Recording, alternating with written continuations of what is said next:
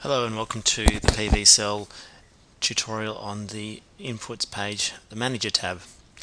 The manager tab allows you to do extra things that your general salespeople can't do on specific projects, such as add extra costs that are associated with the PV system, such as you might find if you have a maintenance contract, for example, or at a later stage we'll be allowing inverter replacement, for example, and that annual cost can go up or down. So here we've got a $100 figure, decreasing at 2% a year. You can also override the location. You can override the curve of solar production from the location to use a custom solar curve. Now, preloaded in each location is the hourly output from a 30 degree pitched north-facing system. However, if you're facing east or west, then you might want to adjust your solar curve. Indeed, if you've got a mixed orientation system, as is increasingly common, then you can create a solar curve in a simulator and upload it here.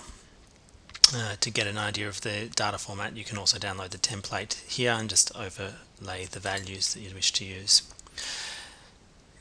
pvsell automatically switches across to using LGCs on projects once they exceed 100 kilowatts. However, it is possible to create LGCs on systems even as small as 1 kilowatt, and so if you want to do that override, you can do that by clicking yes.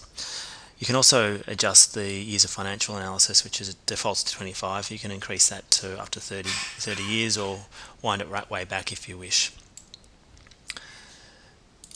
Also, here you have the ability to adjust the time of use timings for weekdays, Saturdays and Sundays. As can often be the case, they differ by distributor and whether it's a residential or commercial customer.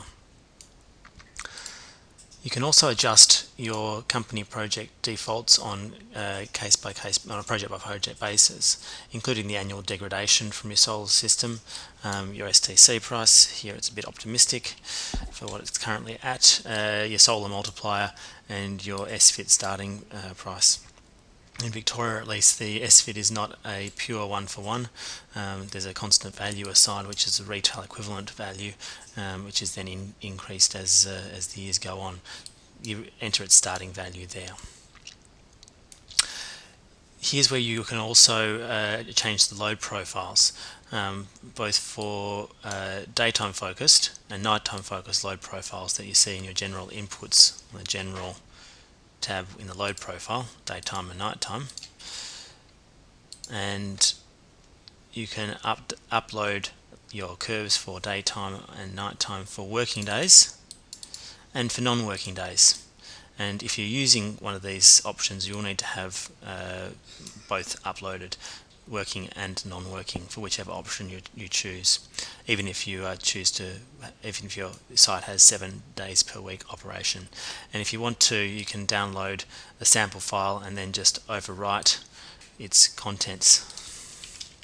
So, for example, that's how a sample file looks.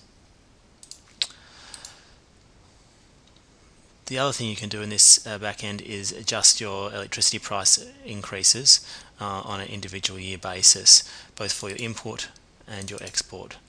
That will affect not the government export value but the utility export value, which otherwise is fixed and constant. You can also create your own LGC trajectory. The default entered in here is a sample that was prepared by a consultant to the government. Once you've done all that, just click update and you'll see all those figures reflected in your dashboard.